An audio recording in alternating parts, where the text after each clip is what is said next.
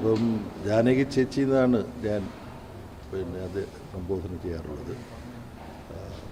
സ്വരലയെയും അതുപോലെ തന്നെ കൈരളി ചാനലും സഹകരിച്ചുകൊണ്ട് ദാസേട്ടൻ്റെ പേരൊരു പുരസ്കാരം ഏർപ്പെടുത്തുകയുണ്ടായി. ദാസേട്ടൻ്റെ 60ാം ജന്മദിനത്തിന് അതിൻ്റെ ആദ്യത്തെ പരിപാടി മുതൽ ജാനകിയമ്മ വരാറുണ്ടായിരുന്നു. എനിക്ക് ജാനകിയമ്മയുമായിട്ട് പല സന്ദർഭങ്ങളിൽ ഇടപഴകാൻ കഴിഞ്ഞതിൽ ഞാൻ മനസ്സിലാക്കുന്നത് ഇതുപോലെ സ്വഭാവ നൈർമല്യമുള്ള ഒരു വ്യക്തി അത് നമുക്ക് സങ്കല്പിക്കാൻ കഴിയില്ല. ദാസേട്ടനുമായിട്ടുള്ള ബന്ധം വളരെ അഗാധമാണ്. മറ്റൊന്ന്, നമുക്കെല്ലാം പ്രസിദ്ധിയായിട്ടുള്ള ശാരദ ചേച്ചി അഭിനേത്രി, അവരും ജാനകിയമ്മയും തമ്മിലുള്ള ബന്ധവും വളരെ ദൃഢമാണ്.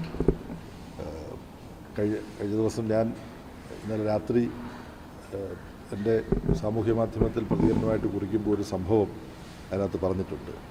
ഈ സ്വരലയ കൈരളി യേശുദാസ് പുരസ്കാരവുമായി ബന്ധപ്പെട്ട് ഒരുപാട് തവണ ജാനകിയമ്മയുമായിട്ട് തിരുവനന്തപുരത്ത് വെച്ച് കാണുകയും സംസാരിക്കുകയും ചെയ്തിട്ടുണ്ട്. ഈ പുരസ്കാരം തന്നെ ജാനകിയമ്മയ്ക്ക് നൽകപ്പെട്ടിട്ടുണ്ട്. പക്ഷേ ഇതെല്ലാം ടെലിവിഷനിൽ കണ്ടിട്ട് എൻ്റെ ഉറ്റ സുഹൃത്തായിട്ടുള്ള സുനിൽ പി ഇളയിടത്തിൻ്റെ ജീവിത പങ്കാളി മീന എൻ്റെ മുമ്പിൽ ഒരു ആവശ്യം വെച്ചു. ഇനി എപ്പോഴെങ്കിലും ഈ ജാനകി ചേച്ചിയെ കാണാൻ അവസരമുണ്ടാകുകയാണെങ്കിൽ എനിക്കും കൂടെ വന്ന് അവരെ ഒന്ന് കാണണം, അവരെ ഒന്ന് തൊടണം എന്നൊരാഗ്രഹം പറഞ്ഞു. അതിൻ്റെ അടിസ്ഥാനത്തിൽ ഞങ്ങൾ മെറ്റിയും മീനയും ഞങ്ങളെല്ലാം കൂടെ ശാരദ ചേച്ചിയുമായിട്ട് സംസാരിച്ച് മൈസൂരിൽ വെച്ച് ഒത്തുകൂടുന്ന ഒരു പരിപാടി ഞങ്ങളിട്ടു. അങ്ങനെ ഒത്തുകൂടുകയുണ്ടായി. അതിൻ്റെ ചിത്രം പെറ്റിയുടെ കൈവശമുള്ളത് സാമൂഹ്യ മാധ്യമത്തിൽ ഞാൻ ഇടുകയുണ്ടായി. അവിടെ വെച്ച് ഈ സുനിൽ പി ഇളയിടത്തിൻ്റെ ഭാര്യ സാമാന്യം നന്നായിട്ട് പാടും. അപ്പോൾ അവിടെ ഇരുന്നിട്ട് തമാശയായിട്ട് ഞങ്ങൾ പറഞ്ഞു, ജാനകി ചേച്ചിയുടെ മുമ്പിൽ വെച്ച് ആ സൂര്യകാന്തി എന്ന് പറയുന്നത് വളരെ പ്രശസ്തമായിട്ടുള്ള ജാനകി ചേച്ചിയുടെ പാട്ട് അത് പാടാമോ? മീന ഇത് പാടുന്നത് മുഴുവൻ അവരവിടെ കേട്ടിരുന്നു. എന്നിട്ട് വളരെ നന്നായിരുന്നു എന്ന് പറഞ്ഞു.